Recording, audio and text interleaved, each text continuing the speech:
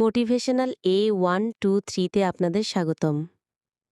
আমি সাদিয়া আহমেদ আছি আপনাদের সাথে। শিরোনাম: ২০২৪ সালের স্বাধীনতায় বেড়েছে অত্যাচার নির্যাতন, অর্থনৈতিক ধস, বর্তমান সরকার কি ব্যর্থ? সংবাদ: ১৯৭১ সালের মহান মুক্তিযুদ্ধের মাধ্যমে বাঙালি জাতি অর্জন করেছিল কাঙ্ক্ষিত স্বাধীনতা। সেই স্বাধীনতার স্বপ্ন ছিল মুক্ত চিন্তা, সমতা, ন্যায় বিচার ও অর্থনৈতিক সমৃদ্ধি। কিন্তু ২০২৪ সালের স্বাধীনতার প্রেক্ষাপটে দেশবাসীর মনে ভর করেছে হতাশা।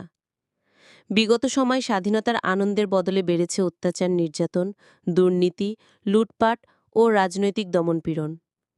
অর্থনীতির চাকা মন্থর, বেকারত্বের হার বাড়ছে, মূল্যস্ফীতি জনগণের ক্রয় ক্ষমতা কমিয়ে দিয়েছে। জনগণের মৌলিক চাহিদা পূরণে ব্যর্থতার অভিযোগে প্রশ্ন উঠছে, বর্তমান সরকার কি সত্যিই দেশ চালাতে ব্যর্থ হয়েছে?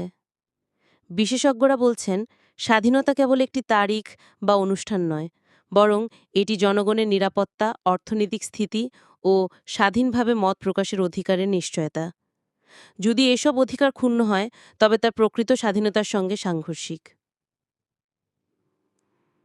সর্বশেষে আপনাদের কাছে একটা দাবি: আমার চ্যানেলে সাবস্ক্রাইব করতে ভুলবেন না।